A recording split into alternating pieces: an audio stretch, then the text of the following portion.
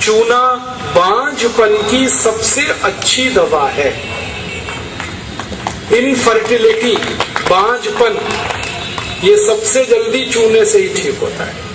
माताएं भी इस बात को सुने ध्यान से कि ऐसी अगर कोई माताएं बहनें हमारे घर में हैं जो मां नहीं बन पा रही हैं और तरह तरह से डॉक्टर ने उनकी जांच की है और डॉक्टर कहता है जी मेरे समझ में नहीं आता, सब चीज तो नॉर्मल है, फिर भी मां नहीं बन पा रही है, ऐसी किसी भी मां को लगातार चूना खिला दो, बहुत जल्दी मां बनेगी।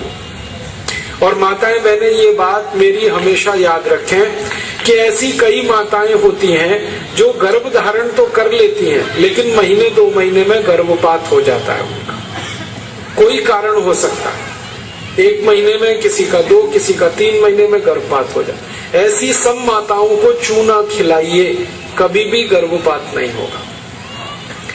और मेरा तो सब माताओं को ये कहना है कि जब भी कोई गर्भवती माँ हो अपने घर में तो उसको हर दिन चूना खिलाइए ताकि गर्भपात ना हो और बच्चा स्वस्थ हो। तो ये चूना कैसे खिलाएंगे? गेहूं के दाने के बराबर चूना 1 कप अनार के रस में मिला के पिलाना। माँ को, गर्भवती माँ को चूना चाहिए अनार के रस के साथ। क्यों अनार का ही रस? क्यों?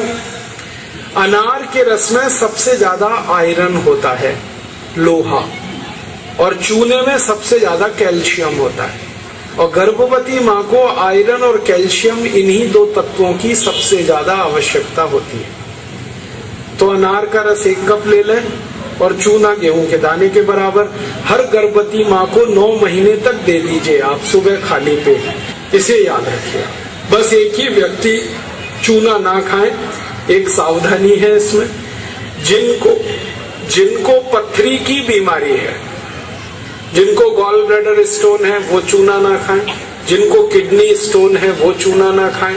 जिनको मूत्रपिंड में पत्थर है वो चूना ना खाएं, बाकी सब खाएं।